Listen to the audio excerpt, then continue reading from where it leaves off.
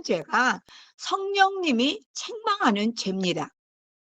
분명히 알아야 될 것은 우리는 죄는 나쁜 짓 하고 도둑질하고 사람 죽이고 이런 것들로만 생각을 했어요.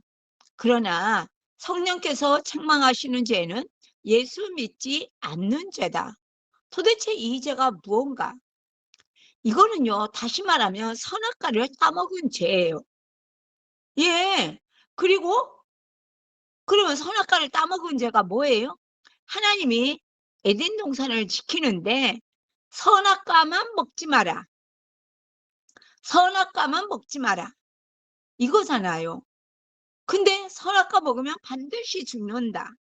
근데 마귀는 와가지고 이 선악과 먹어도 안 죽는다.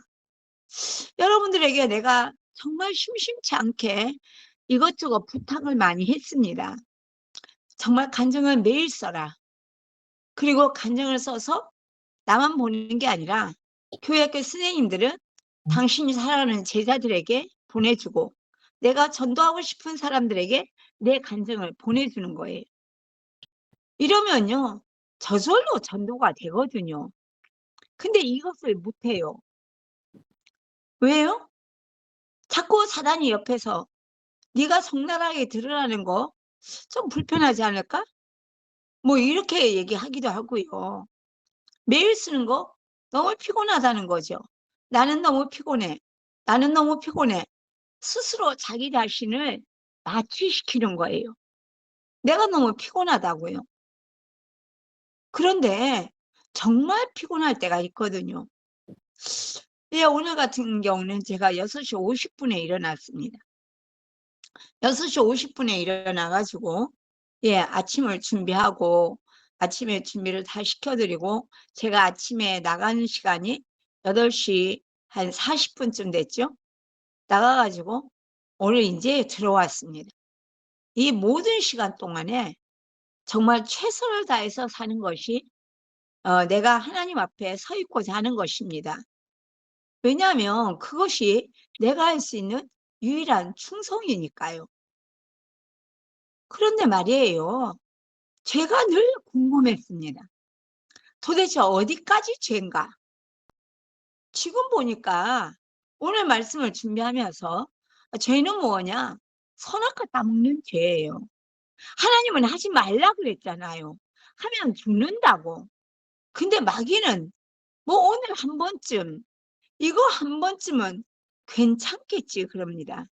이 예배를 드리면서도 마음속에 생각이 많으면 이 말씀이 안 들어가거든요. 그러니까 예배를 드리는 둥 마는 둥 하니까는 말씀이 안 들어오니까 어느 말씀에 순종해야 되는지도 잘 모르겠고 그냥 내키는 대로 살아가면서 그래도 예수님은 나 때문에 십자가에 죽으셨으니까 나는 죄 용서받았을 거야. 이 정도 하면 되지 않을까? 우리는 이런 착각 속에 살아있을 때가 많습니다. 또 하나는 도대체 왜 예수님은 나 때문에 죽었다고 하지? 도대체 나는 누군가?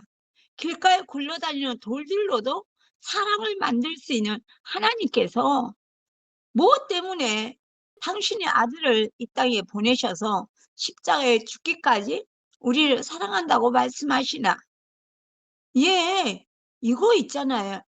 여러분과 내가 의심하고 염려할 필요가 있는 것들이죠. 그런데 지금 요한복음 16장 9절에서 예수 믿지 않는 게 죄다. 그러면 하나님 말씀에 순종하지 않는 것이 죄라고요. 그거를 로마서 1장 28절에 정확하게 표현을 해줍니다. 한번 읽어볼까요? 로마서 1장 28절 시작. 또한 저희가 마음에 하나님 되기를 싫어하며 하나님께서 저희를 그 상실한 마음대로 내어버려 두사 합당치 못한 일을 하게 하셨으니 여러분과 나는요 내가 선택하고 내가 결정합니다. 오늘 내가 무슨 옷을 입을까? 하지만 오늘 예배 드릴까 말까도 내가 선택하는 거잖아요. 나의 자유의지로. 내가 선악과를 따먹을까 말까도 아담과 하와가 선택한 거예요. 하나님은 하지 말라고 그랬는데 마귀가 이거 먹어도 안 죽어에 선택한 거죠. 제가 여러분들에게 여러 가지로 이렇게 하면 좋겠다, 저렇게 하면 좋겠다 권면하지만 그건 하나님이 주신 명령일 수 있어요. 근데 그것을 하기 싫어하는 원수 마귀가 여러분들에게 하지 말라고, 그 안 해도 괜찮다고 말할 때 여러분들은 지금도 선악과를 따먹는 죄를 저지르는 거예요. 그래서 하나님이 하지 말라는 일을 하는 것이 너무 심하니까 어떻게 해요? 그냥 내버려 두는 거예요. 그러다가 나중에 마귀한테 완전 뒤통수를 맞게 되는 역사가 일어나게 되잖아요. 그러니 하나님께서는 우리에게 나랑 같이 살자고 하시는 거잖아요. 처음에는 아니 선악 하나 따먹었다고 뭐 에덴 동산에서 쫓겨나고 뭐 그럴 수가 있을까? 그랬는데요. 왜 먹지 말라는 것을 먹어요? 하나님을 마음에 두기 싫어해서 그랬습니다. 자기 자신도 모르는 거예요. 제가 이렇게 하는 것이 하나님이 기뻐하시는 거야 가르쳐 줬는데 여러분들 마음대로 마귀가 넣어주는 생각을 선택해가지고 하기 싫어서 안 하는 거잖아요. 이것이 바로 하나님을 마음에 두기 싫어하는 죄라는 거예요. 그리고 이것이 바로 예수 믿지 않는 죄입니다. 그럼 로마서 3장 23절에 같이 한번 읽어볼까요? 시작. 모든 사람이 죄를 범하였으며 하나님의 영광에 이르지 못하더니. 제가 여러분에게 여러 번 얘기했지만 제가 여의도 순복음교회에서 전도하거나 지금도 여러 사람들에게 전도하는데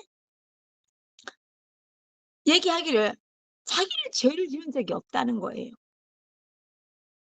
여러분 죄가 뭔지를 모르기 때문이죠.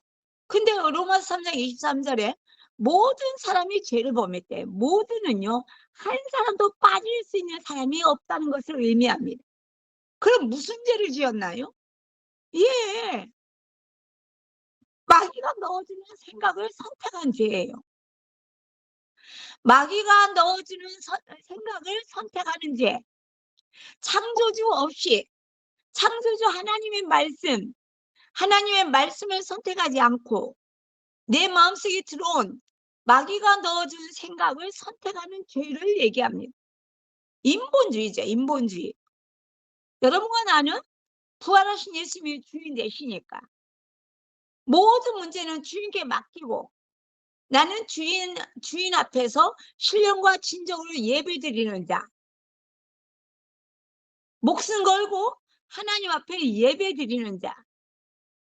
특히 온라인으로 예배 들어오니까 예배 드리면서 TV 켜놓고 있는 사람도 있는데요. 이거는 하나님께 범죄입니다. 예배를 온전히 드려야지 기도 응답을 받는데요.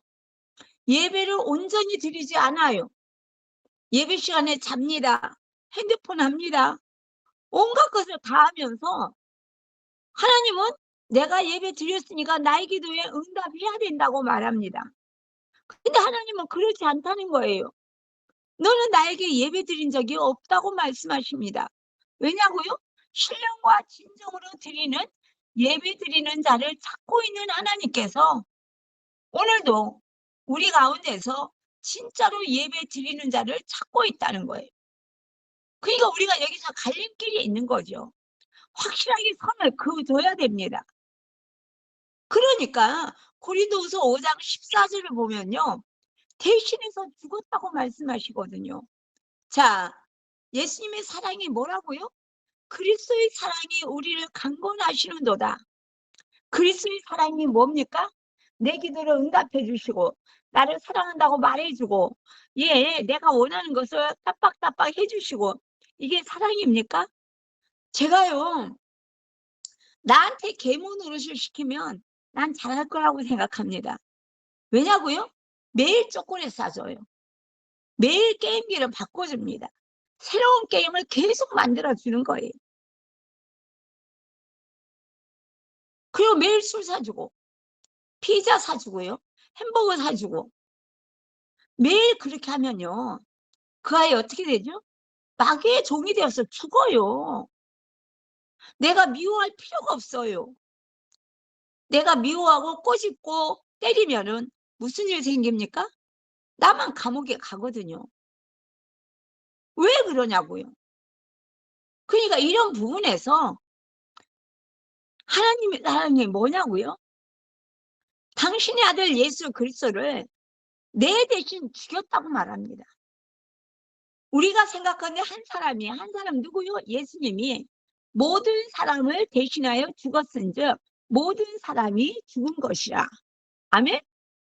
내가 네 대신에 내 아들을 죽였다니까? 하나님께서 계속 나에게 말씀하시는 거예요. 아담과 하와가 선악과에 손을 댔잖아요.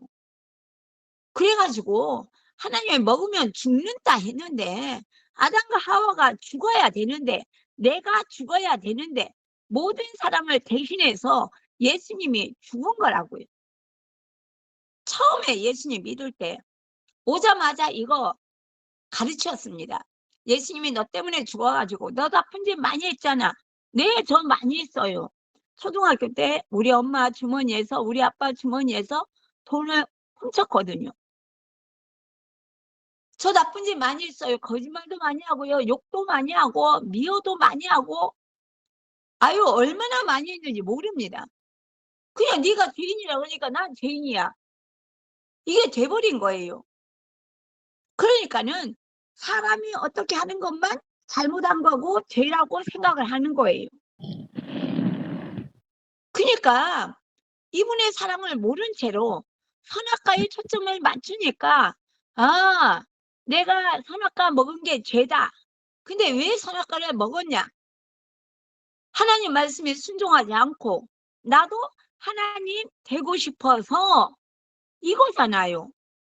이게 진짜 죄라는 거예요. 그래서 모든 사람이 죄를 범했는데 내가 죽어야 되는데 실제로 죽은 것은 예수님이시라고요.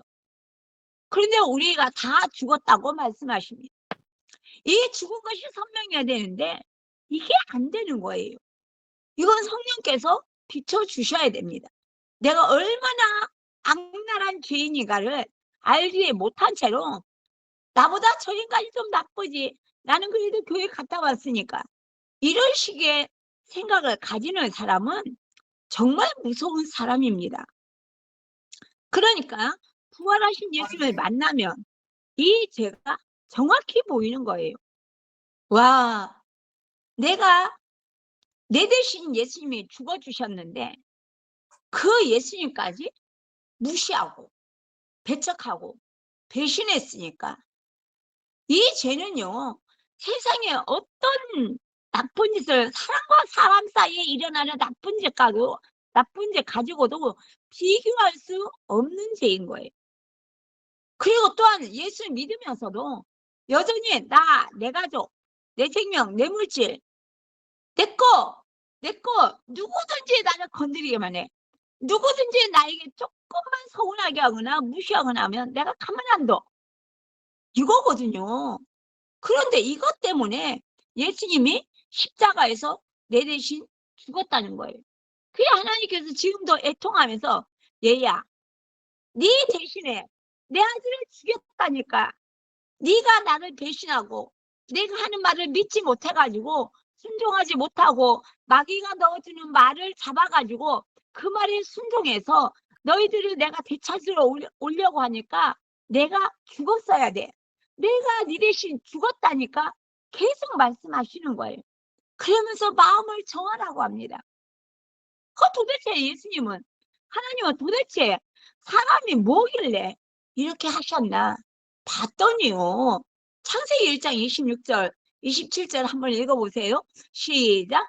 하나님의 가라사대 우리의 형상을 따라 우리의 모양대로 우리가 사람을 만들고 그로 바다의 고기와 공중의 새와 육축과 온 땅에 기는 것과 땅에 기는 모든 것을 다스리게 하자 하시고 그냥 이 땅의 모든 것의 왕으로 아담 사람을 만드셨다는 거예요. 그냥 하나님이 자기 형상, 곧 하나님의 형상대로 자기 형상, 누구 형상요?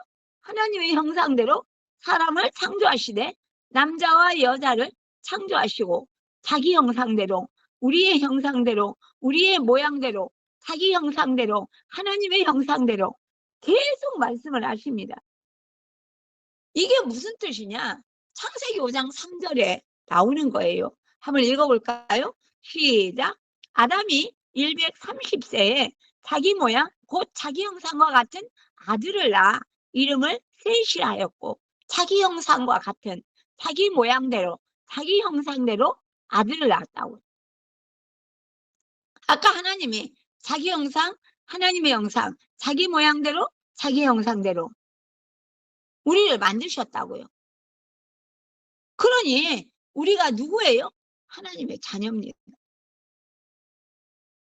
여러분들 자녀를 향한 여러분의 심정 여러분들도 아시죠? 얼마나 뺀들뺀들하게 말 안 듣고 아무리 말해도 자기 생각을 고집하는 수많은 사람들이 자식 문제로 녹아나는 거예요. 가슴이 터져 나갑니다. 이게 무서운 거예요.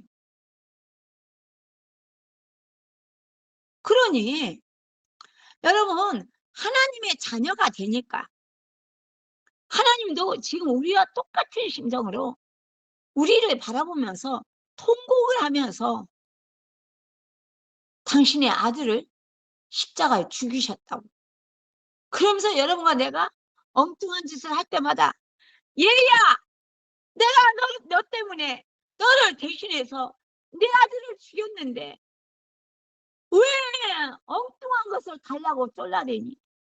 내 안에 들어와서 나와 함께 살면 내가 우주의 왕이고 만왕의 왕인데 나를 좀 바라보면 안 되겠냐고 말씀하십니다. 근데 여러분 나는 돈, 내 자존심, 내 기분, 내 감정, 내 느낌 여기에 묶여가지고 맨날 미워하고 시기하고 질투하고 원망하고 불평하고 판단하고 정죄하느라고 시간을 낭비하는 거예요.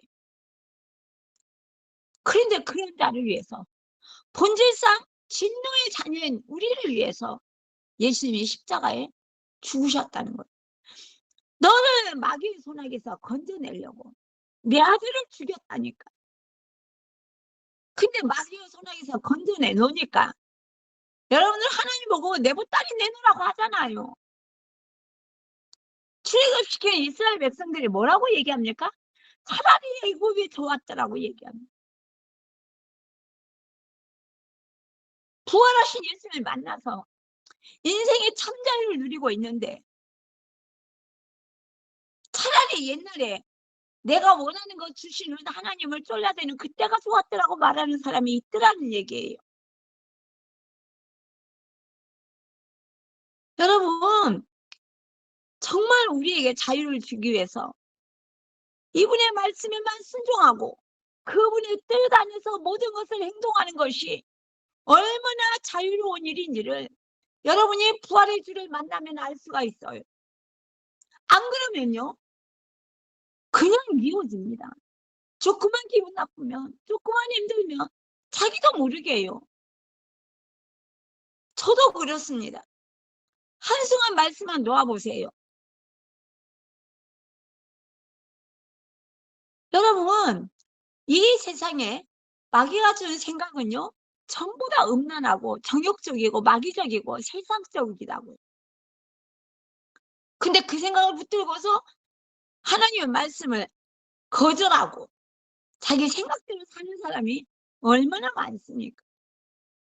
아니 예수님의 12제자가 예수님 옆에서 같이 3년 반 동안이나 같이 밥 먹고 같이 잠자고 같이 기적을 행하고 지들도 나가서 두 사람씩 짝지어 나가가지고 손을 얹으면 귀신을 쫓겨나가고 병든이한 치료받고 죽은 자도 살아났는데도 불구하고 예수님 십자가 앞에서 다 도망갔잖아요. 배신했잖아요. 여러분이 어떤 기도응답을 아무리 받았어도 여러분의 진짜 신앙인이 아닐 수 있다는 거예요. 부활이 진짜가 돼야지. 내가 이 땅에 사는 것은 나그네 인생이고 부활한 예수님의 부활이 나의 부활이 돼버리면 여러분 정말로 예수님 닮은 인생을 살 수가 있다니까요. 그 예수님의 12 제자가 증인이잖아요. 그러니 요한복음 20장 27, 28절 한번 읽어볼까요? 시작. 도마에게 이르시되 네 손가락을 이리 내밀어 내 손을 보고 네 손을 내밀어 내 옆구리에 넣어보라. 그리하고 믿음 없는 자가 되지 말고 믿는 자가 되라. 도마가 대답하여 가로되 나의 주시며 나의 하나님이시니이다. 여러분, 기적이 많이 일어나면요 사람들이 무척 따라옵니다. 그러나 그 기적을 체험한 사람들이 진짜 신앙인입니까? 지금도 많은 사람들이 문제 해결을 위해서 기도합니다. 그런 과정을 외면하지 않아요. 왜냐고요? 그런 과정을 통해서 부활의 주님을 만날 수 있거든요. 그 마음이 진심이면, 욕심을 버리면. 예, 이번 주 공과에 나오는 것처럼 지난주 예배에 말씀드린 것처럼 천정자매는 지금 두 눈이 거의 안 보입니다. 한쪽 눈은 완전히 안 보이고 한쪽 눈은 그냥 간신히 보이는 거예요. 근데도 좋으신 하나님을 찬양하고 있습니다.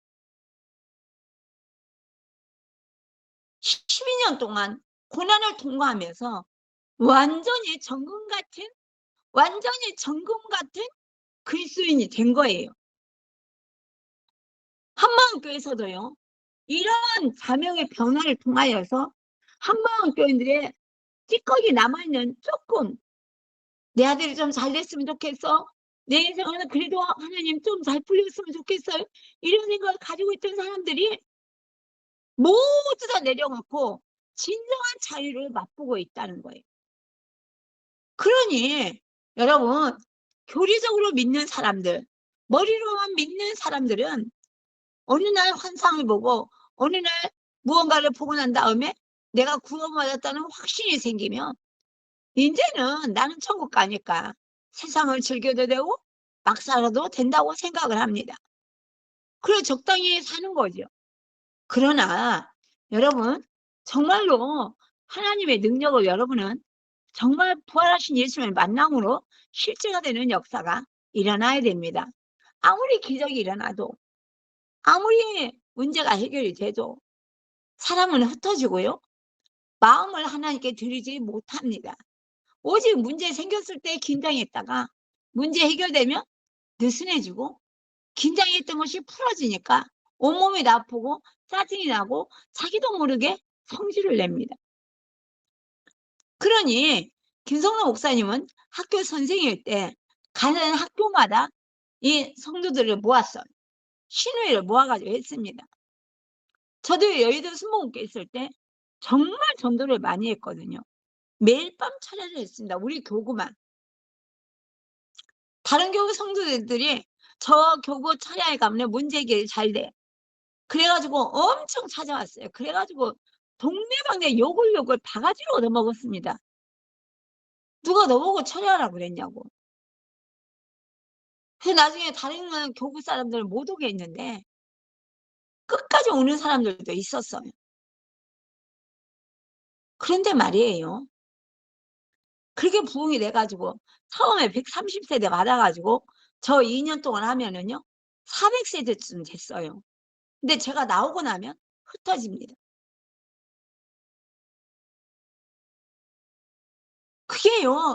그게 진짜 부활하신 예수님을 만난 신앙이 아니기 때문이라는 거죠.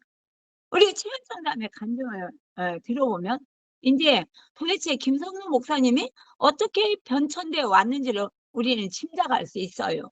우리 최현성담의 간증, 우리 곰선 일꾼이 한번 읽어보세요. 최현성 자매님 간증. 전 예배 때 목사님의 주제가 뭐였냐면 영적 세계였어요. 영적 세계가 있는 것을 아시냐? 그러면서 실제 역사는 영적 세계에 의해서 이루어진다. 영적인 하나님이 계시고 천사가 있고 그러시면서 악한 영의 존재에 대해서 말씀을 해주셨거든요. 성경을 찾아가면서 마가복음 1장을 펴서 쭉 설명을 해주셨어요. 그런데 놀랍게도 마가복음 1장부터 예수님께서 귀신을 내어쫓는 장면이 나오는 거예요. 예수님이 진짜 귀신을 내어 쫓아? 정말 귀신이라는 존재가 있어? 그러면서 마가복음 16장에 믿는 자들에게는 이런 표적이 따르리니 저희가 내 이름으로 새 방언을 말하며 내 이름으로 귀신을 쫓아내며 병든 자에게 손을 얹은즉 나으리라. 그것이 마가복음 16장 마지막으로 예수님이 나오는 말씀이더라고요. 그때 제가 영적인 세계에 눈이 활짝 열렸습니다. 진짜 악한 영이 있구나. 정말 이 악한 영이 있으면 우리가 이렇게 우아하게 살 수 없구나. 그래서 그 예배가 끝나자마자 영어 교육과 언니 하나가 디스크가 있었거든요. 그래서 목사님이 그 언니를 위해서 함께 기도하자고 했어요. 그 첫 예배 때 말씀이 끝나고 함께 기도하는데 그 언니에게서 귀신이 떠나가고 그 다음에 방언이 임하는 것을 봤거든요. 그래서 진짜 실제구나. 우리가 악한 영의 존재가 있구나. 우리가 정말 악한 영의 존재가 우리들 곁에 있어서 지금도 악한 영이 생각을 집어넣고 말씀을 대적하게 하고 이런 역사들을 하고 있다는 것이 진짜 우리에게 실제가 되면 우리가 모두가 다 깨어서 신앙생활 하게 될 줄 믿습니다. 아멘. 정말 이 악한 영이 있다는 것만 믿어도 사람이나 상황에 그런 원수 삼고 탓하지 않고서 더 진짜 부활하셔서 살아계신 예수님께서 내 주인 되심을 붙잡고 사람이나 상황에 휘둘리지 않고 나갈 수 있는 것 같아서 더욱더 이 보이지 않는 이 영적 세계에 눈이 열려야 된다는 것을 그것을 더 보게 되는 것 같습니다.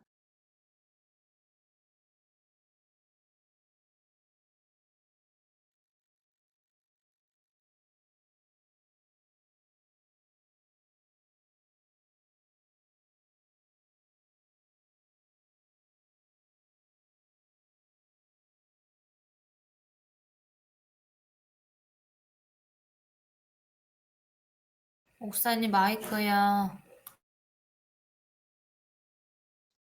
예. 그러니까 순복음에 있으면서 저는 이 말씀으로 사역을 감당했어요. 그리고 내가 믿는 자의 표적이 뭐냐? 내가 손을 얹어 기도할 때 귀신이 쫓겨나가고 병든 자가 치료받으며 나는 믿는 자야. 이런 생각을 했다니까요. 한번 읽어보십시다. 시작. 믿는 자들에게는 이런 표적이 따르리니 곧 저희가 내 이름으로 귀신을 쫓아내며 새 방언을 말하며 뱀을 집으며 무슨 독을 마실지라도 해를 받지 아니하며 병든 사람이 손을 얹은즉 나으리라 하시더라. 표적 기사 능력이 나타나잖아요. 문제는요, 사랑이 없는 거죠. 교만했어요. 귀신도 못 쫓아내는 사람은 목사가 아니라고 생각했죠. 죽은 사람도 다 죽어서 관까지 했는데 김성노 목사가 손을 얹어 기도했더니 살아났대요. 이 부활복음을 전하는 20년 동안 사모님은 그때가 좋았다고 얘기한대요. 그때는 뭐 장난이 아니었다고 합니다. 예. 눈이 새빨간 눈이 3개짜리 귀신이 들어와 있던, 점치는 귀신이 들어와 있던 그 자매를 철야 기도해서 귀신을 쫓아내고 하나님의 사랑으로 만들었는데 어느 날 집에 있는데 낯선 여자 둘이 들어오더래요. 들어와가지고는 야, 네 아내들은 애기 동자 귀신을 그렇게 쫓아내면 되냐? 그렇게 쉽게 나갈 것 같니? 그리고 갔대요. 그날부터 또 그 귀신이 다시 들어온 거예요. 여러분, 귀신의 정체를 쫓아내는 것이 우리는 능력 있는 어떤 유능한 사람이 은사 받은 사람이 쫓아낸다고 했는데 우리 어, 그 천신이 들린 무당이 들린 그 자매의 귀신을 쫓아내는데 누가 안수해서 쫓아냈나요? 아니에요. 그냥 부활하신 예수님이 내 주인이라고 회개하고 영접하니까 그냥 돼버리는 거예요. 여러분과 내가 회개할 때요, 진심으로 회개하면요, 그 순간에 그 다음 기도는 저절로 됩니다. 이게 실제예요. 그러니까 이런 부분에서 여러분과 나는 어떤 특별한 은사 있는 사람이 하나님이 쓰시는 사람이라고 생각하고 살아온 거예요. 근데 저는 지금 여러분에게 내가 기도해줘서 무슨 일이 일어나도 그래 가지고 봐라, 하나님이 너를 치료해 주셨지. 이렇게 말은 할 수 있지만 봐라 내 말 들으니까 그렇게 됐잖아. 이 말은 못합니다. 예전에 그런 말 잘했어요. 근데 지금은 그런 말 못합니다. 왜요? 내가 100마디 말을 해도 하나님의 성령 하나님의 역사해 주지 않으면 다 꽝이거든요. 그럼 내가 한마디 말을 했는데 성령의 역사가 있었어. 그럼 누가 한 거예요? 하나님이 하신 거예요. 나를 도구 삼아서. 그러니 우리는 마태복음 7장 21절 23절을 잊어버리면 안 됩니다. 한번 읽어볼까요? 시작. 나더러 주여 주여 하는 자마다 다 천국에 들어갈 것이 아니요 다만 하늘에 계신 내 아버지의 뜻대로 행하는 자라야 들어가리라. 아버지의 뜻이 뭐예요? 여러분 부활책자 복창할 때마다 나오잖아요. 예수 믿는 것이 아버지의 뜻이다. 그럼 예수 믿는 것이 뭐냐? 예수님 말씀에 순종하는 거예요. 선악과 먹지 말라면 안 먹으면 순종하는 겁니다. 그런데 하나님 되고 싶어서 이거 먹어도 너 안 죽어. 이거 먹으면 너도 하나님처럼 될 수 있어. 지금도 마귀는 똑같은 말을 우리에게 하고 있어요. 와, 어제 네가 죽은 자를 살렸어? 그럼 너는 있잖아. 하나님이 크게 쓰시는 인물이야. 그러니까 네 맘대로 해.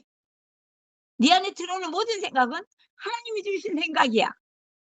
저 그렇게 속고 살았어요. 근데 지금은 그러지 않습니다. 모든 건 하나님이 하셨으니까. 그러니 22절 같이 한번 읽어볼까요? 시작. 그날에 많은 사람이 나더러 이르되 주여 주여 우리가 주의 이름으로 선지자 노릇하며 주의 이름으로 귀신을 쫓아내며 주의 이름으로 많은 권능을 행하지 아니하였나이까 하리니. 그러니 예수님의 이름으로 귀신을 쫓아내고 병든 자를 치료받고 관으로 짜가지고 장례에 나가는 그 관을 뜯어가지고 알 수 있는데 사람이 살아났어요. 그러면은 그 사람 대단하다는 거 아니에요. 여러분, 그런데 그게 아니라는 얘기예요. 부활하신 예수님의 주인이 아니면 제가 여러분에게 여러 번 얘기했죠.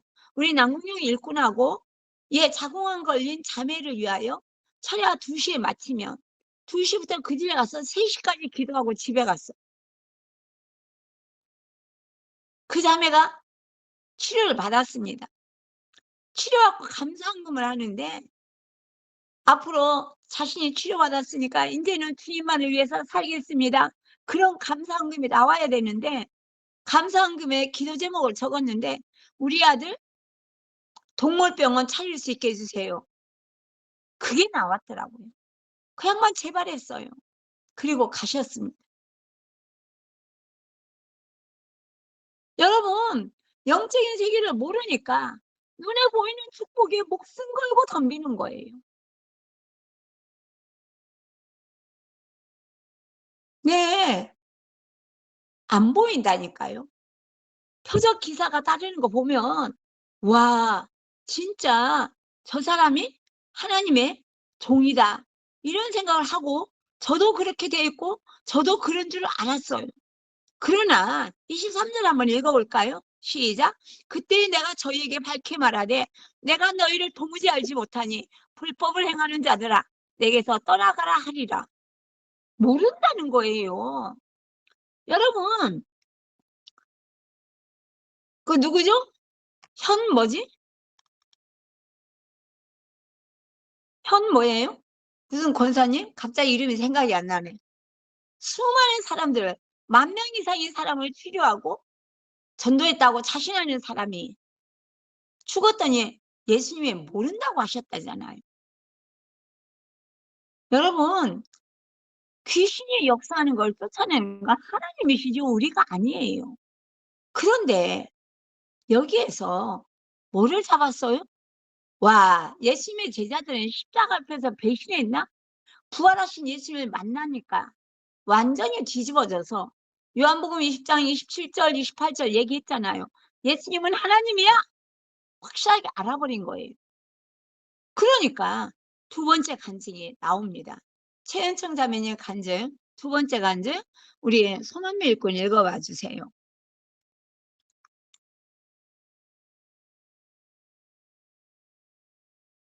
어?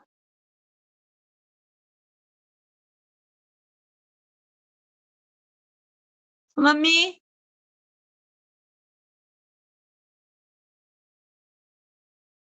예. 우리 박은혜 선생님 읽어주세요.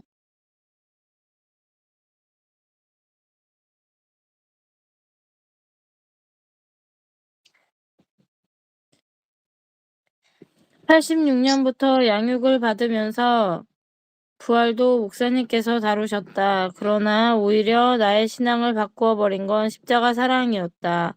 예수님 소리만 들어도 눈물이 났고 그 사랑을 다잡지 못하고 사는 나 자신에 대한 애통이 터져나왔다. 그런데 2001년 여름 청년 수련회를 통해 부활의 말씀이 선포되었는데 부활의 절대성이 강조되면서 혼미가 찾아왔었다. 대학 시절 내내 십자가 사랑에 젖어있던 내게 부활의 말씀은 계속 대적이 되었다. 세상에 어떤 말씀이 감히 십자가 사랑의 말씀을 능가할 수 있다는 말인가. 마치 부활의 말씀이 십자가 사랑을 무시하는 것 같아 마음이 좋지 않았다. 부활, 나도 알아. 예수님이 부활하셨지. 그런데 대체 무엇이 문제라는 것이지? 그러나 제자들의 모습을 보니 나의 모습이 보였다. 그들의 실상이 나의 실상이었다. 말씀에 감격하고 인격에 감격하고 십자가 사랑에 눈물 짓고 귀신을 쫓아내고 기도 응답의 체험이 있어도 결정적인 순간이 오면 내가 어떻게 될지 제자들의 홍보가 곧 나의 행보였다. 사도행전은 놀라웠다. 예수님이 죽으셨다가 전파된 것이 아니라 예수님이 살아나셨다가 전파되고 있었다. 부활하신 주님이 증거되고 있었고 사람들은 회개하였고 그리하여 교회가 형성되어가는 과정을 기록한 것이 사도행전이었다. 부활 사건이 제자들을 변화시켰다. 부활 사건이 초대교회를 세웠다. 부활의 터 위에 믿음을 세우니 흔들림이 없다. 십자가 사랑은 더 깊어진다. 모든 말씀에는 아멘이 된다. 은혜의 말씀이다. 초대교회 때나 지금이나 하나님의 승부수는 부활 사건이다. 레위기 읽어요?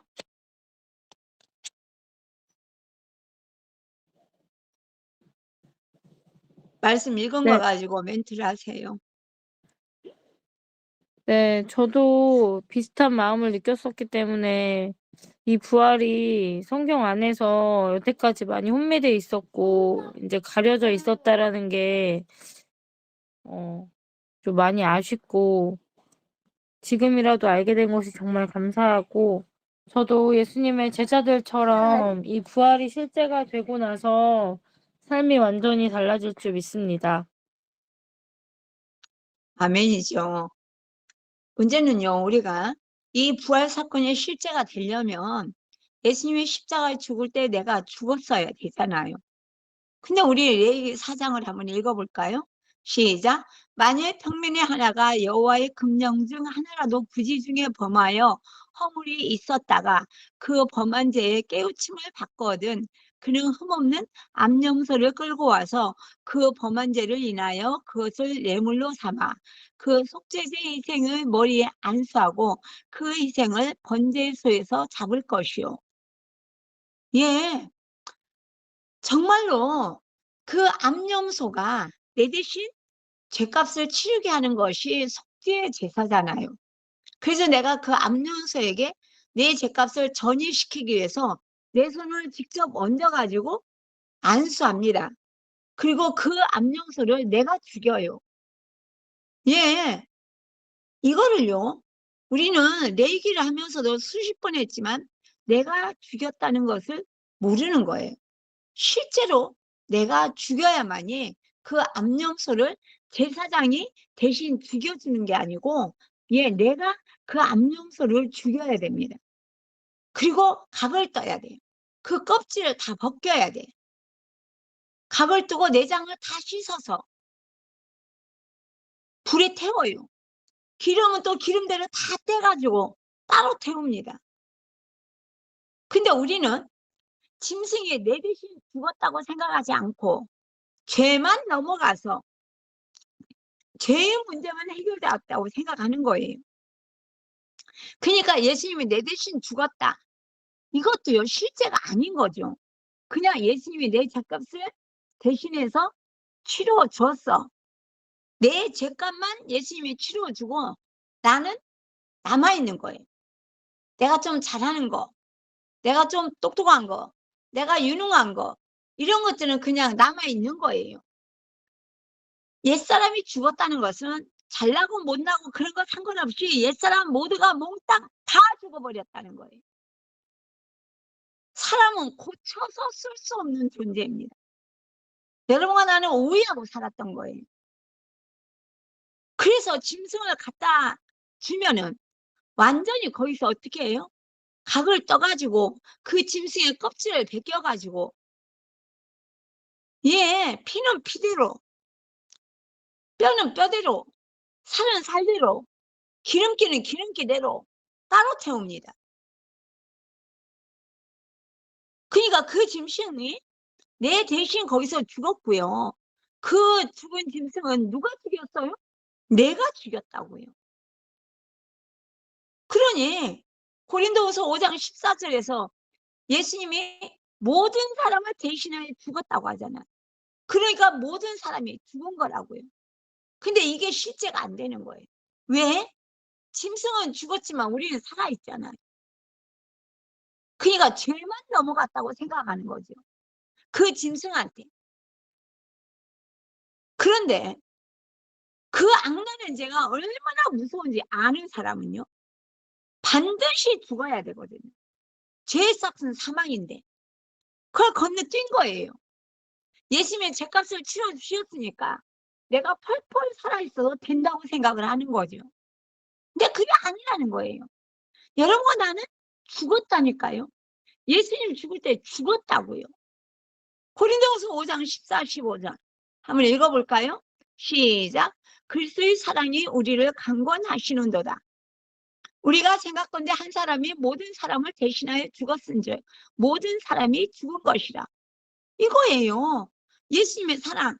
예수님이 내 대신 죽을 때 나를 품고 죽으셨다고요. 예수님이 모든 사람을 대신하여 죽었으니까 모든 사람이 예수님이 죽을 때 같이 죽었다는 얘기. 죄 짓는 옛사람은 죽었다고요. 죄의 싹은 사망이니까요. 15절 보세요.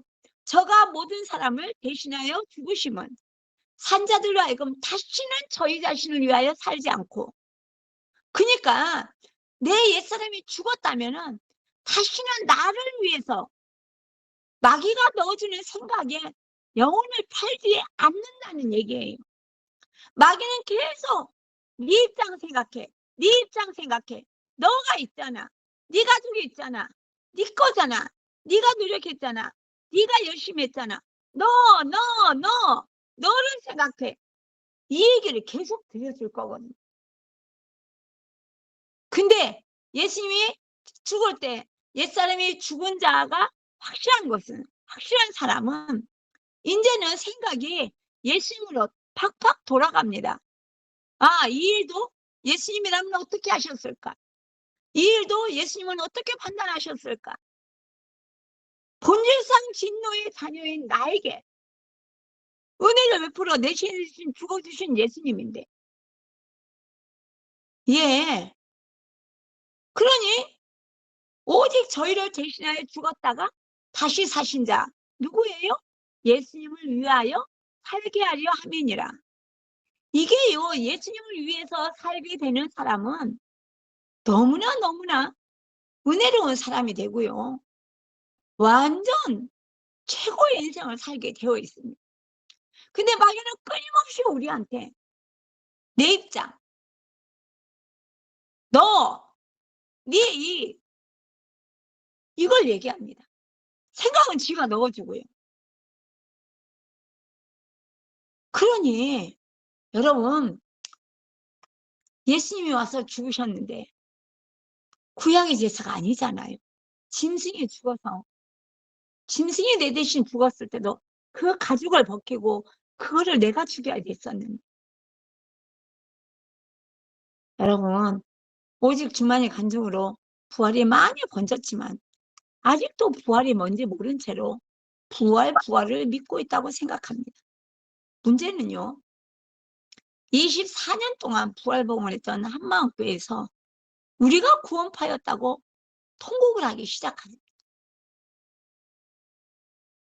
그러고 보니까 나도 부활복음 잡았으니까. 그러지 못한 사람들을 답답해하고 무시하지 않았나. 이런 생각이 오는 거예요. 여러분, 정말 구원파는 나쁘거든요. 나 구원받았어. 회개도 안 해요. 왜? 난 이미 구원받았으니까. 그런데 부활복음을 잡은 우리가 겸손하고 낮은 마음을 가지고 있어야 되는데 조금이라도 하나님을 마음에 두기 싫어했다면 여러분과 나도 구원파라는 얘기예요. 그러니 구원파가 되면요, 죄가 진주를 모릅니다. 한번 로마서 1장 29절 한번 읽어볼까요? 시작. 모든 불의, 추악, 탐욕, 악의가 가득한 자요. 시기, 살인, 분쟁, 사기, 악독이 가득한 자요. 수군수군하는 자요. 아니 여기서 다른 죄들은 다 그렇다고 하십시다. 근데 시기했다고 사형입니까? 수군수군했다고 사형이라고 그랬잖아요. 비방하는 자요. 남은 뒷담화하는 것을 얘기합니다. 자기가 하나님을 죽인 자라는 걸 모르는 거예요. 비방하는 자. 여러분, 상대편이 나쁜 짓을 해서 내가 비방을 했다면 나는 하나님 앞에서 능지처참을 당할 사람인데, 그런 나를 위해서 예수님이 대신 죽어져서 지금 얼굴 들고 살고 있잖아요. 그 누구도 비방할 수 없는 거예요. 하나님의 미워하시는 자요, 능욕하는 자요, 교만한 자요, 자랑하는 자. 여러분, 자기 자랑을 하든지 무슨 자랑을 하든지 자랑하는 자는 지옥 갑니다. 악을 도모하는 자요, 부모를 거역하는 자요, 우매한 자요, 배약하는 자. 배약하는 자 뭐예요? 약속을 배신하는 자죠. 무정한 자, 무자비한 자라. 저희가 이 같은 일을 행하는 자는 사형에 해당하라고 하나님의 정하심을 알고도 자기들만 행할 뿐 아니라 또한 그 일을 행하는 자를 옳다 하느니라. 예, 정말 여러분, 부활하신 예수님을 만난 사람들은 예수님과 함께 사니까 사람을 사랑하게 되는 거예요. 예수님을 사랑하니까요. 그리고 본질적으로요, 주님이 내 안에 들어오셔가지고 주님의 입장에서 내가 모든 것을 판단하게 되면 어둠을 내쫓는 능력이 나한테 있는 거예요. 두려움을 내쫓는 거죠. 정말 지난 2023년도 1월 달부터 2024년도 지금 10월 말이잖아요. 이때까지 제 인생은요, 사면 초과였어요. 어떻게 하나님 이렇게까지 어렵게 하실 수가 있을까? 사는 게 아니었다니까요. 내 옛날 신앙이었으면 아마 제가 얼굴에 기미도 끼고 머리살도 다 빠지고 날마다 울상을 하고 살았을 겁니다. 근데 부활하신 예수님의 주인이라는 게 이렇게 행복할 수가 없어요. 이것이 실제만 되면은 네, 그분이 주인이니까. 오늘 우리 제 바탕화면에, 핸드폰 바탕화면에 예수님 머리고 우리가 몸인 그림이 있습니다. 우리 명훈이가 오늘 자기 핸드폰을 보여주는 거예요. 시간 날 때마다 그 핸드폰 바탕화면을 본대요. 거기에 보니까 내가 지난번에 문자를 보내줬거든요. 예수님의 머리고 우리가 몸인 그림. 예, 그걸 계속 보고 한번 있어 보세요. 진짜 자유함이 온다니까요. 아, 이거 내 문제가 아니구나. 이건 예수님 문제구나. 고민할 필요가 없구나. 예수님이 내 주인 되고 내 안에 계시니까 그냥 되는 거예요. 여러분, 그러니 예수님이 내 안에 계시기만 하면은 나는 어느 날 가만히 보면 언제 특별한 막 감동이 있고 막 감격이 있고 막 그냥 찌릿하고 이런 거 없어도요, 내가 그냥 변하는 거예요. 변한 줄도 모릅니다. 내가 정말 이상하네? 그래 아는 거예요. 왜요? 부활하신 예수님이 내 안에 계시니까 내가 위를 바라보고 사니까요. 그게 부활 예수님이 내 안에 계시니까 그분이 나한테 얘기하잖아요. 내가 너를 어떠한 가운데 용서하고 너 대신에 내가 죽었다니까. 그니까 네가 나를 믿고 따라오는데 목숨까지도 내가 너한테 줬는데 무엇을 안 해주겠느냐. 필요하지 않으니까 안 주는 거야. 지금 필요하니까 고난을 준 거고. 근데 이것이 네가 나의 선함을 믿고 인내하면서 기다려봐. 반드시 될 거니까. 그러시는 거예요. 그런데 무슨 일이 일어났어요? 정말 기가 막힌 일이 저한테 일어났어요. 내가 여러분한테 이 핸드폰으로 설명을 하기는 시간이 모자라서 못합니다. 나중에 정말 1부 예배 때나 2부 예배 때 한번 설명을 할게요. 어떻게 이런 기적이 일어나느냐고. 근데 내가 한 게 아니에요. 나는 그냥 부활하신 예수님의 주인이니까 주인의 뜻대로 하겠습니다. 안 되게 하시는 분도 찬양합니다. 되게 하시는 분도 찬양합니다. 하나님의 뜻이 아니면 안 되게 해주셔도 됩니다. 날마다 기도를 그렇게 해요. 이게요, 일방적인 믿음이 아니에요. 주여 나 믿습니다. 이게 아니라니까요. 하나님이 나를 신뢰해주고 내가 하나님을 신뢰한다는 거예요. 우리 천정원 자매가 얘기했잖아요. 하나님, 내게 하시는 일은 뭐라도 나한테는 괜찮아요. 제가요, 혼내도 괜찮은 사람한테 혼냅니다. 혼내면 삐지는 사람한테는 혼 안 내요. 근데 내가 혼내도 삐지지 않는 사람 있죠. 그 사람은 우리 목사님이 나를 지금 혼내고 화를 내도 우리 목사님은 근본적으로 나를 위해서 기도하시는 분이야. 이런 신뢰가 쌓여있는 사람은 내가 화를 내고 혼을 내도 관계없어요. 뭔가 나한테 할 얘기가 있으시구나. 아, 내가 잘못한 거니까 말씀하시나 보다. 이렇게 들어가는 거죠. 그러니까요, 믿음은 관계적이라는 거라니까요. 그게 최은청 자매님 간증. 우리 누가 좀 읽어볼까요? 우리 경진이가 한번 읽어볼까?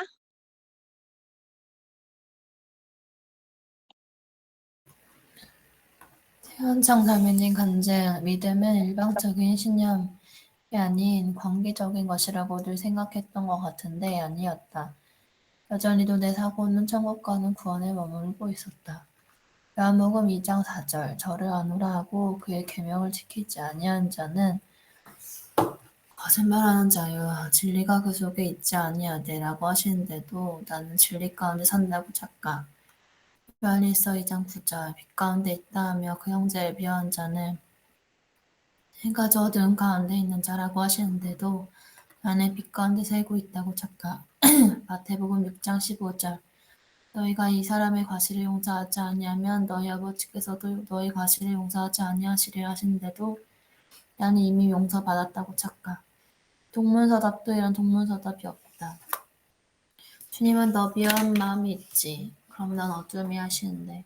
나는 구원받았는데요. 그래서 저는 빛의 전인인데요. 라고 대답하고 내 용서 못하고 있지. 그럼 나도 너를 용서 안 해 하시는데 나는 저 용서 받았는데요. 예수님의 피로 죄사함 받았는데요. 하고 있다. 교리적인 믿음인 것이다. 하나님은 관계를 묻고 계시는데 내 사고는 여전히 구원에 머무르고 있었다. 난 구원받았어요. 이미 빛 가운데 있다니까요. 하는 나의 중심. 바리새인이 따로 없다. 내가 바로 바리새인인 것이다. 나는 너희들보다 의로워. 나는 너희들보다 많은 것을 알고 있고 많은 일을 하고 있어.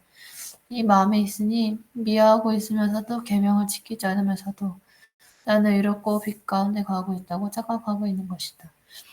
미워하면서도 빛 가운데 있다고 착각하고 내가 비록 형제는 사랑하지 못하지만 하나님을 사랑하고 있다고 생각하고 사는가 속고 있는 것이다. 이런 나의 실상 앞에 그저 엎드릴 뿐이다. 미워하면 다광이라는 거 빛 가운데 있다고 착각하지 말아야겠습니다. 그러니 우리가 얼마나 실수를 많이 하고 얼마나 착각 속에 살았는지를 알 수가 있죠. 부활하신 예수님이 주인인데도 미움의 문제가 해결이 안 돼요. 제가 옛날에 어떤 선교사님하고 얘기를 하면서 내가요 이만한 일이 있어가지고 이렇게 해서 문제가 있었다 하니 그 선교사가 아우 그래서 이렇게 마음이 상했단다 이랬더니 아 그 사람은 부활신앙이 아니네요. 그 사람은 예수 믿는 사람 아니에요. 딱 결론을 내려버리는 거예요. 그때는 내가 이건 좀 지나치지 않나 그랬는데 왜 그런가를 알았어요. 내가 주인이잖아요. 내 생각이 정답이다. 내 감정과 느낌이 정답이다. 하나님이 뭐라고 말씀하셔도 바로 최은정 자매가 그렇게 하고 있었다는 거예요. 그러니 로마서 10장 9절 한번 읽어볼까요? 시작. 네가 만일 네 입으로 예수를 주로 시인하며 또 하나님께서 그를 죽은 자 가운데서 살리신 것을 내 마음에 믿으면 구원을 얻으리니. 아멘. 부활을 믿으면 이게요 부활이 실제가 되면 부활하신 예수님을 만나면이란 뜻이에요. 그리고 그 예수님이 나의 주인이다. 그럼 주인의 말씀에 순종하는 것이 믿는 거예요. 주인의 말씀에 순종하지 않으면서도 믿는 거라고 생각하면 문제가 너무 심각하지 않겠습니까? 그러니 여러분 정말로 구원의 확신? 이런 거 있잖아요. 얘기하면 안 된다는 거예요. 부활하신 예수님의 주인 되어서 우리는 매일매일 그분과 함께 사는 것이잖아요. 여러분 그러니까 우리가 구원을 확실히 해야 하니까 흔들리면 큰일 나니까 이렇게 훈련을 받았습니다. 결국 잡힌 거죠. 새로운 피조물이 되어야 되는데 새로운 피조물? 그것보다는 내가 성화되는 과정이라고 생각해요. 이미 구원을 받았으니까 그 다음부터 성화되는 과정이라고 생각을 한 거예요. 온 세상이 이 덫에 걸려 있습니다. 그러니 여러분 천국 가는 길은 좁은 문이잖아요. 이 좁은 문이 사랑의 문입니다. 예수님을 사랑하는 사람만 들어갈 수 있어요. 근데 아까 최현정 자매가 얘기한 것처럼 예수님을 사랑한다고 하면서 다른 사람을 미워할 수 있을까요?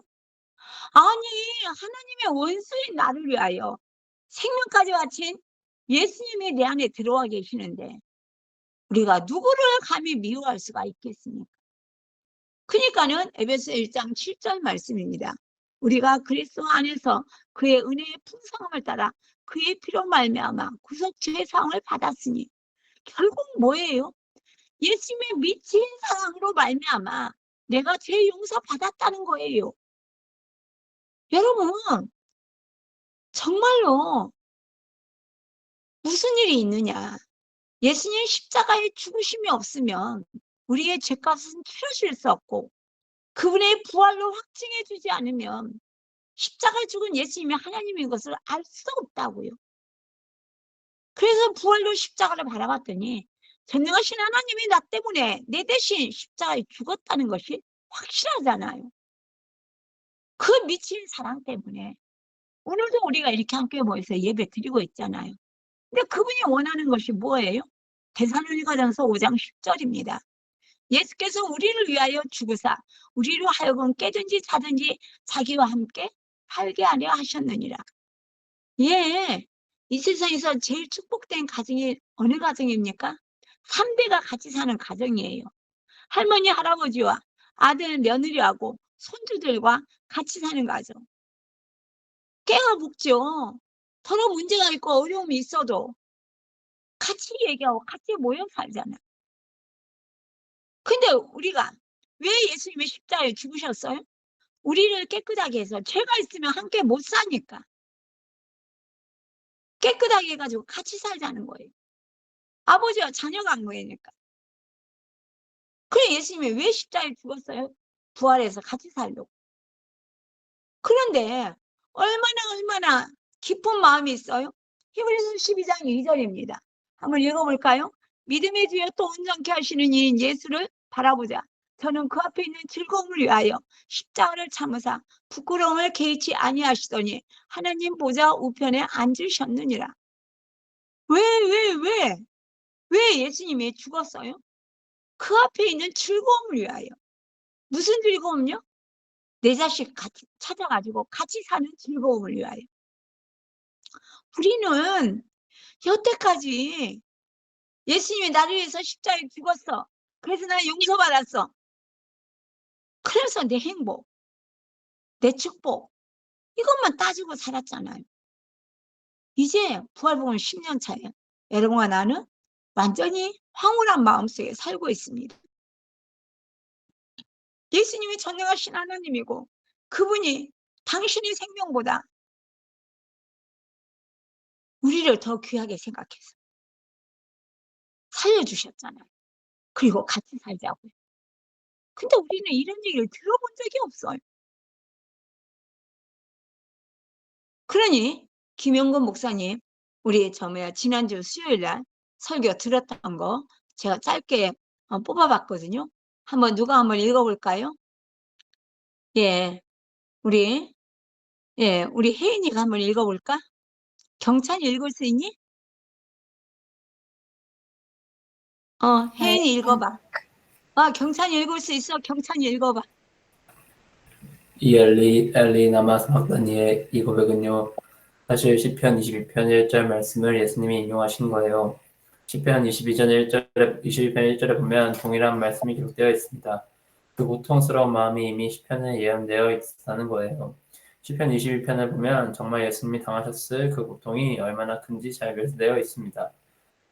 수족이 찔리게 될 것이고 속옷이 제일 벗기게 될 것이고 어떻게 처참하게 죽임을 당하게 될지가 시편 22편에 미리 예언되어 있었어요.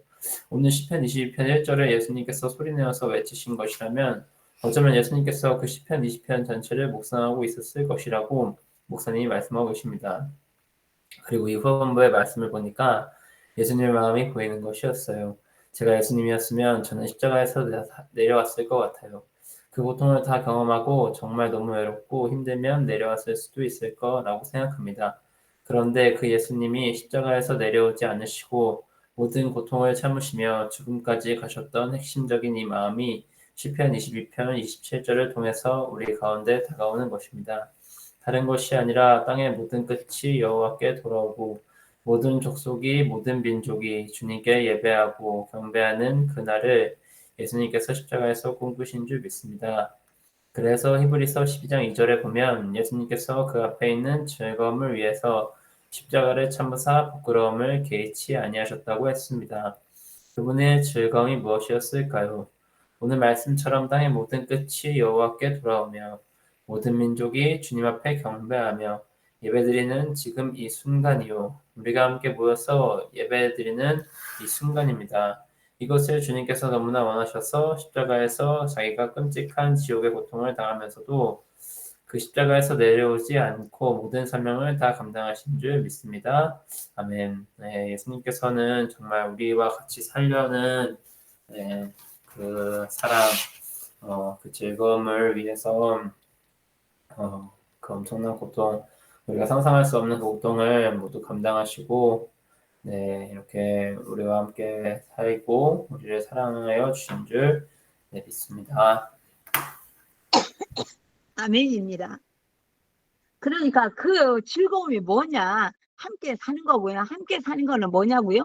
요한일서 1장 3절, 6절, 7절. 이게 같은 말이거든요. 여러분, 이걸 보면은 여러분은 지금부터 나는 예수님과 사랑하는 사이야라고 날마다 선포하고 다닐 것을 믿습니다. 한번 읽어볼까요? 시작. 우리가 보고 들은 바를 너희에게도 전함은 너희로 우리와 사귐이 있게 하려 함이니 우리의 사귐은 아버지와 그 아들 예수 그리스도와 함께함이라. 하나님과 사귀는 사이라는 거죠.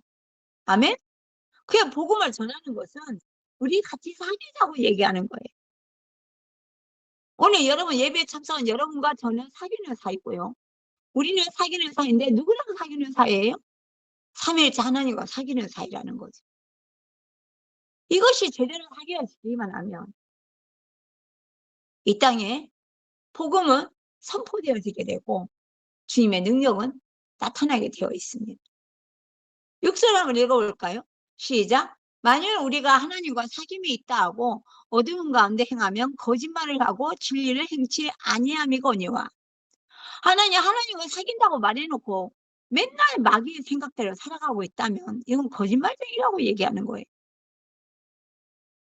7절 시작. 저가 빛 가운데 계신 것 같이 우리도 빛 가운데 행하면, 우리가 서로 사귐이 있고 그 아들 예수의 피가 우리를 모든 죄에서 깨끗하게 하실 것이요. 그러니까 우리가 예수님과 같이 사는 건 당연하다는 거예요. 왜요? 예수님의 보혈로 우리는 깨끗해졌으니까. 그러니 여러분, 우리는 이 사도 바울이 계속 예수님의 십자가를 우리에게 설명하잖아요. 예수님께서 버림을 당하셨으니까 우리는 버림을 당하지 않아요. 예수님께서 십자가에서 목이 말랐으니까 우리는 목마르지 않습니다. 예수님과 같이 살기만 하면은 워낙 사랑으로 뜨거운 가운데 있기 때문에, 예, 우리는 사랑할 수밖에 없는 역사가 일어나게 되어 있다는 거예요. 여러분과 내가 사랑하지 못하는 이유는 딱 하나입니다. 마귀한테 속아서 그래요. 상대편이 그래가지고요 못 사랑해요. 이것도 마찬가지입니다. 마귀한테 속아서 그렇다고요. 마귀한테 속고 있는 저 사람을 위하여 내가 기도하고 주님의 사랑, 나도 어떤 가운데 용서받은지 아니까 저 사람도 용서받으면 나처럼 하나님의 자녀가 될 거니까 내가 마귀한테 속아서 계속 미워할 필요가 있을까요? 미워할 필요 없는 거예요. 아까 얘기했잖아요. 미워하면 착각하는 거라고. 미워하면 하나님과 관계가 없다고요. 믿음은 나 혼자 믿는 게 아니에요. 하나님도 나를 믿어주시고 나도 하나님을 믿습니다. 그게 천정원자매의 지금 마지막 고백이잖아요. 우리 정은이는 나를 오해하지도 않고 나를 의심하지도 않을 거야. 내가 지금 머리에까지 암이 퍼져가지고 한눈을 멀게 하고 다른 눈도 거의 보이지 않는데 지금도 좋으신 하나님을 찬양하고 있는 천정을 바라보면서 사랑하는 딸아, 내가 너랑 함께 있단다. 그러시지 않으셨을까요? 나는 지금도 22년 12월 19일에 잊을 수 없어요. 밤 9시 차량 막 시작하는데 구조대가 전화했어요. 박진철 씨 배우자입니까? 네. 여기 중랑역인데 쓰러졌습니다. 가까운 병원으로 호송하고 면회는 안 됩니다. 그날 복창하는 날인데. 와, 그 밤을 어떻게 보냈는지 모릅니다. 근데 딱 하나, 처리하는 도중에 주님께서 내가 네 안에 있다. 내가 네 안에 있다. 여러분, 정말 중요한 것은요. 하나님이 지금도 일하고 계신다는 거예요. 아무리 캄캄하고 어두워도요. 하나님은 일하고 계십니다. 내가 알고 있든지 모르고 있든지 상관없어요. 하나님은 일하십니다. 내가 하나님께 마음만 드리고 있으면, 내가 주님 중심으로 살고 있으면, 예, 주님은 지금도 일하고 계신다는 거예요. 여러분이 모를 때도, 여러분이 알 때도. 그러니까 우리가 그분을 신뢰하면 다 되는 거예요.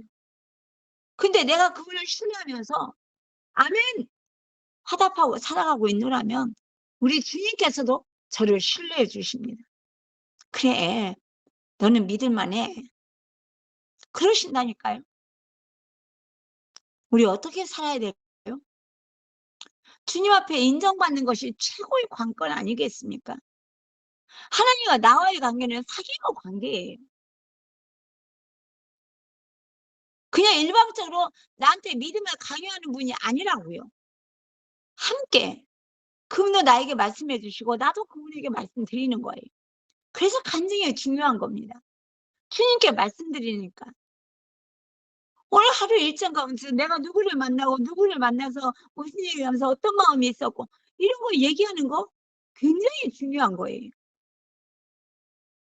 그러니 이 믿음을 가지고 주님과의 사귐이 제대로 된다면 여러분에게 어떤 일이 일어날지 모르겠지만 하나님이 미리 아시고 감당할 만한 일만 주신다는 것을 믿으시길 바랍니다. 그분은 절대로 내가 감당하지 못할 일을 허락하지 않아요. 내가 예수님과 꽉 붙어 있기만 하면 이 모든 일은 그대로 이루어질 줄 믿습니다. 아멘. 우리 말씀을 생각하면서 주의 일창하고 기도하겠습니다. 주여, 오 할렐루야. 하나님 아버지 감사합니다. 어떤 일을 당할지라도 무슨 일이 있을지라도 하나님이 내게 허락하신 일이라는 거 잊지 않게 하여 주시고 늘 말씀을 잡고 말씀으로 승리하는 우리들이 되게 하여 주시옵소서. 전능하신 하나님, 이 밤에 우리 하나님은 우리와 함께 하시며 내가 너랑 함께 살고 싶다고 말씀하십니다.